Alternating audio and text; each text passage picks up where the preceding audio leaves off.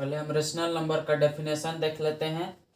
A rational number is any number that can be expressed in the form of P by Q, जिसको हम P by Q के form में express कर सकें, P by Q के form में, यानी कि न्यूमरेटर और डिनोमिनेटर के टर्म में हम एक्सप्रेस कर सकें, जहाँ पर जो डिनोमिनेटर है यानी कि q, where q not is equal to zero, यानी कि यहाँ जो नीचे वाला होगा वो कभी भी जीरो नहीं होगा, is called rational number. P by Q के फॉर्म में जिसको भी एक्सप्रेस कर सके, जैसे कोई भी नेचुरल नंबर है, नेचुरल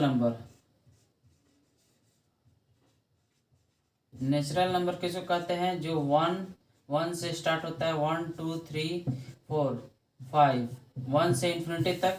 तो नेचुरल नंबर भी एक रेशनल नंबर भी है। कैसे, इस नंबर को ले लेते हैं, 2/1, नीचे क्या आ गया, 1 आ गया, जीरो तो नहीं है, 2/1 लिख सकते हैं, बराबर क्या हो जाएगा, 2 ही होगा। तो जितने भी नेचुरल नंबर हैं वह रेशनल नंबर है, या फिर कोई भी 5/4 लिख लिए, या फिर डेसिमल में भी जो फिक्स्ड पॉइंट तक रहते हैं 0.12, ये फिक्स्ड पॉइंट तक हैं, 1 और 2 दशमलव, 2 ही पॉइंट है दशमलव के बाद, तो इसको क्या लिखेंगे, 0.1/12, और जब पॉइंट हटाएंगे तो नीचे क्या आ जाएगा, हमारा 100 आ जाएगा। तो जो पी, तो यहाँ पर क्या आ गया, पी बाई क्यू के फॉर्म में आ गया, लेकिन क्यू यहाँ पर जीरो नहीं है, क्यू हमारा कभी भी जीरो नहीं हो सकता है। जैसे मान लीजिए 5/0 है, डिनोमिनेटर यानी नीचे क्या आ गया, जीरो आ गया, तो ये हमारा रेशनल नंबर नहीं है। चलिए अब हम रेशनल नंबर के प्रॉपर्टी देखते हैं। रेशनल नंबर में हमें 4 प्रॉपर्टी पढ़ना है, closure property, commutative property, associative property और डिस्ट्रीब्यूटिव प्रॉपर्टी। चलिए हम इन चारों प्रॉपर्टी को बारी बारी से पढ़ते हैं। पहले हम पढ़ेंगे क्लोजर प्रॉपर्टी। तो ये हमारा क्लोजर प्रॉपर्टी है। क्लोजर प्रॉपर्टी में भी हमको 4 पढ़ना है, closure property of addition, closure property of subtraction, closure property of multiplication, closure property of division. यहाँ पर क्या होगा, आपका डिवीजन होगा।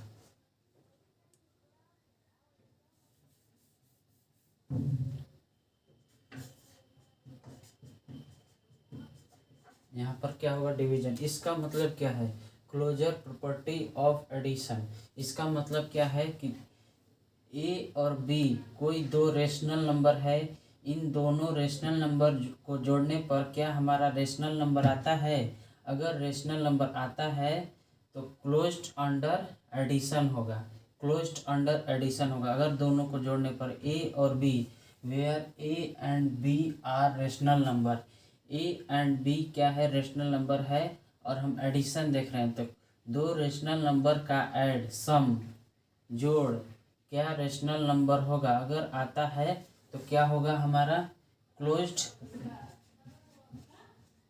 Under addition.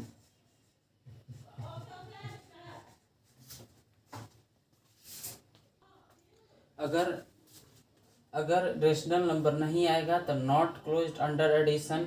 लेकिन हमारा जो क्लोजर प्रॉपर्टी ऑफ एडिशन है ये शो करता है जब दो रेशनल नंबर को जोड़ेंगे तो हमारा रेशनल नंबर भी आता है। तो यहाँ पर दो रेशनल नंबर, जैसे कि हम 2/3 ले लेते हैं, प्लस एक ले लेते हैं 7/9, इन दो रेशनल नंबर को हम ऐड करके देख लेते हैं एग्जाम्पल के तौर पे। यहाँ पर एग्जाम्पल हो गया, तो इनका जो एलसीएम कितना आएगा, 9 और 3 का 9 ही आएगा, और फिर 3 से 3 टाइम्स में कट जाएगा, तो यहाँ पर क्या आ जाएगा, फिर 3 टाइम्स में कटेगा, 3 को 2 से मल्टीप्लाई करेंगे, यहाँ 6 प्लस 9 से 9 1 टाइम्स में, 1 को 7 से मल्टीप्लाई करेंगे, यहाँ 7, तो 6 और 7 कितना हो गया, 13/9, 13/9। तो हम यहाँ पर देख सकते हैं कि ये भी एक रेशनल नंबर है, ये भी क्या है, एक रेशनल नंबर है। तो हमारा जो यहाँ पर a + b = c आया, ये हमारा क्या होगा, रेशनल नंबर।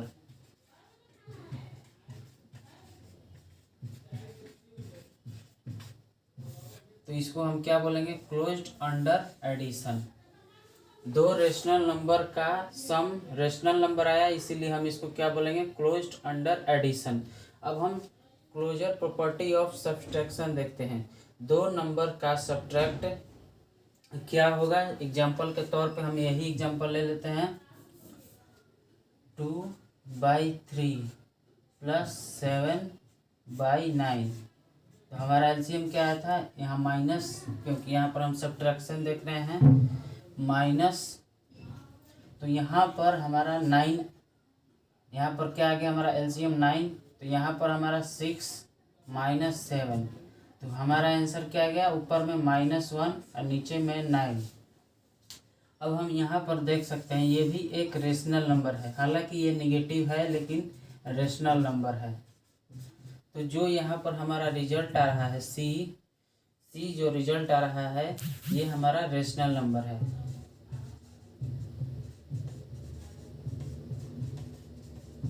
तो हमारा क्या हो गया कि जब दो रेशनल को घटाते हैं आपस में, तो जो रिजल्ट आता है वो भी एक रेशनल नंबर ही होता है। तो ये भी हो गया हमारा closed under subtraction. Closed under subtraction ये भी हमारा हो गया। अब हम क्लोजर प्रॉपर्टी ऑफ मल्टीप्लिकेशन देखते हैं। जब हम दो रेशनल नंबर को मल्टीप्लाई करते हैं तो जो रिजल्ट आता है वो क्या आएगा हमारा। जैसे मान लीजिए यही दो को हम ले लेते हैं, 2/3 माइनस मल्टीप्लाई 7/9। इन दोनों को मल्टीप्लाई करते हैं तो जो हमारा रिजल्ट आएगा ये क्या आएगा। तो देखिए हम यहाँ पर देख सकते हैं, ऊपर को ऊपर से मल्टीप्लाई करेंगे तो 7 × 2 = 14, और नीचे को नीचे से मल्टीप्लाई करेंगे तो 27। तो अब हम यहाँ पर देख सकते हैं ये हमारा क्या आया, रेशनल नंबर।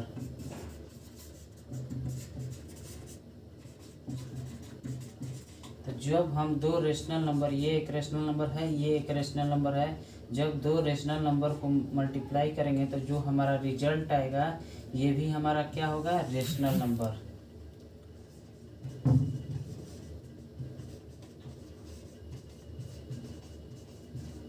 इसका क्या हो जाएगा आंसर, ये भी हमारा क्लोज्ड अंडर मल्टीप्लिकेशन है।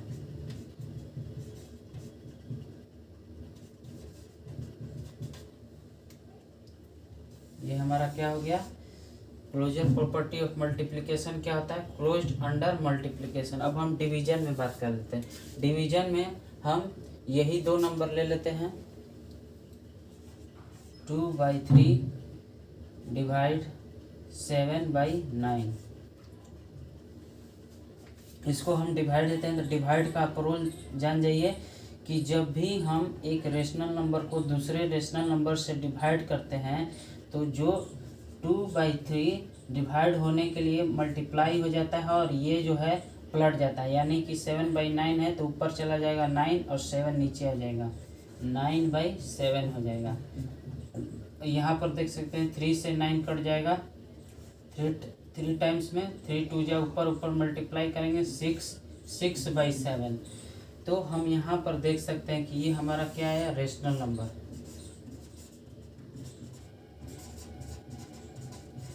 लेकिन एक बात और होता है इसमें कि अगर हम जीरो भी क्या है हमारा, जीरो एक रेशनल नंबर है, जीरो भी क्या है, एक रेशनल नंबर है, 0/1।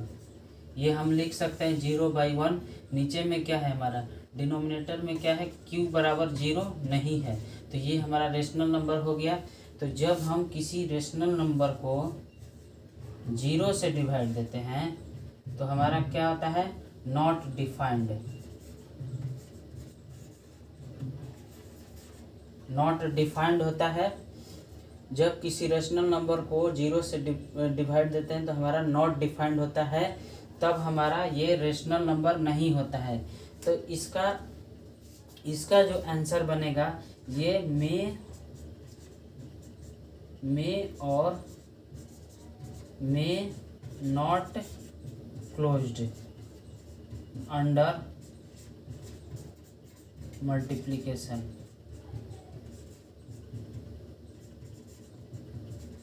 मतलब कभी कभी क्लोज्ड होता है और कभी कभी क्लोज्ड नहीं होता है डिवीजन के अंदर। सॉरी, यहाँ पर डिवीजन होगा, अंडर डिवीजन।